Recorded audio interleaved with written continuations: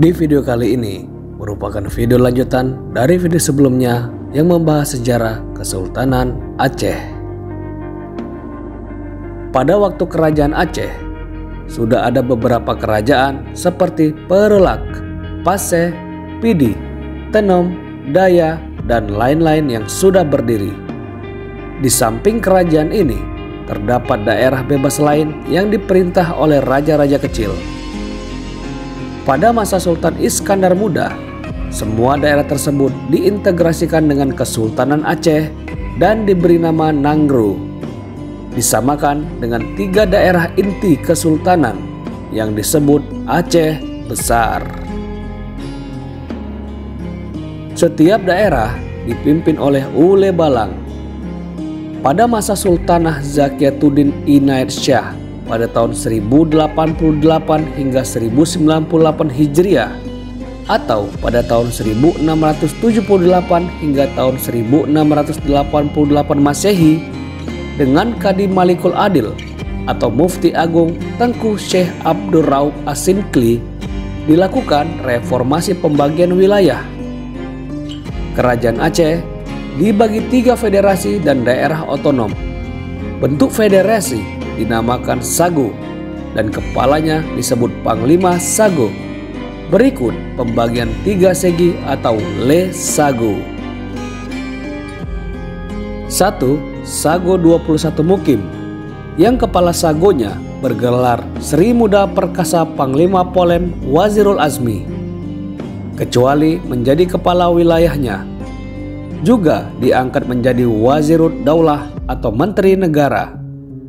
2. Sago 25 Mukim, yang kepala sagonya bergelar Sri Setia Ulama Kadi Malikul Alam, kecuali menjadi kepala wilayahnya.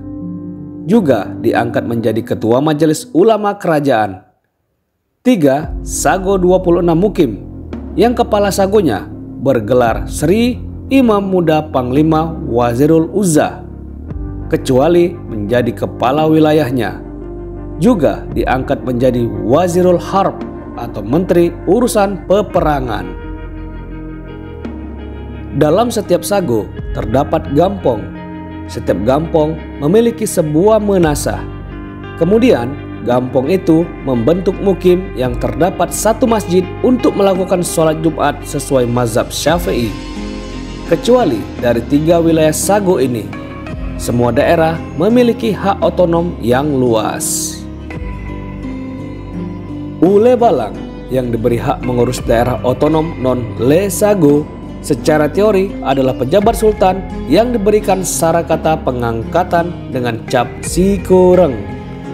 Namun fakta di lapangan mereka adalah merdeka. Memang Sultan Aceh tidak dapat mengontrol semua Ule Balang yang telah menjadi pejabat di pedalaman. Dengan lemahnya pengontrolan ini, sehingga mereka lambat laun tidak mau tunduk lagi dan mengindahkan kekuasaan sultan. Mereka mulai berdagang dengan pedagang asing di pelabuhan mereka sendiri. Saudagar-saudagar yang terlibat dalam perdagangan luar negeri ini tidak mau menyetorkannya kepada petugas sultan, tetapi menyetorkannya kepada Ule Balang langsung. Ditegaskan juga dalam sarakata bahwa Ule Balang terikat dalam sumpah yang isinya sebagai berikut.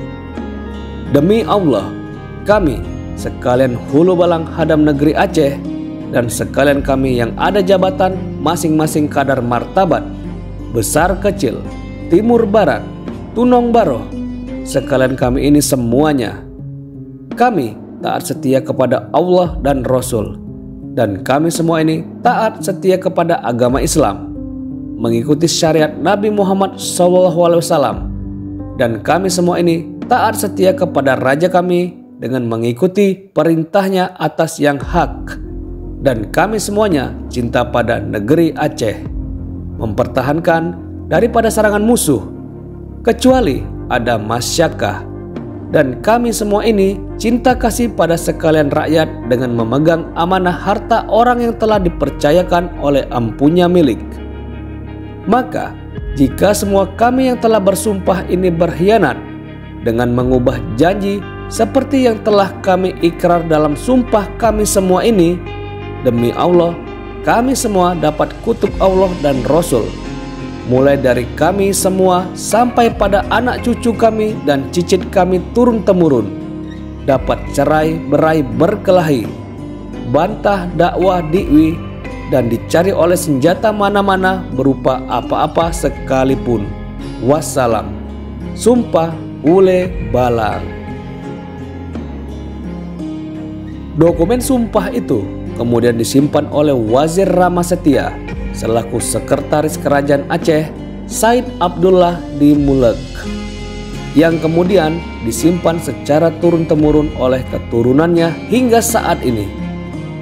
Khusus bagi rakyat yang termasuk dalam daerah wewenangnya, dalam hal ini ia boleh mengangkat seorang kadi atau hakim untuk membantunya. Sebagai penutup ditegaskan, sekiranya Ule Balang gagal dalam melaksanakan tugasnya menurut hukum-hukum Allah, ia akan kehilangan kepercayaan atasannya. Di akhir sarakata itu dianjurkan Ule Balang itu menegakkan sholat 5 waktu, melakukan sembahyang Jumat, mengeluarkan zakat, mendirikan masjid dan tempat-tempat ibadah lainnya, mendirikan daya, dan sekiranya kuasa melakukan ibadah haji.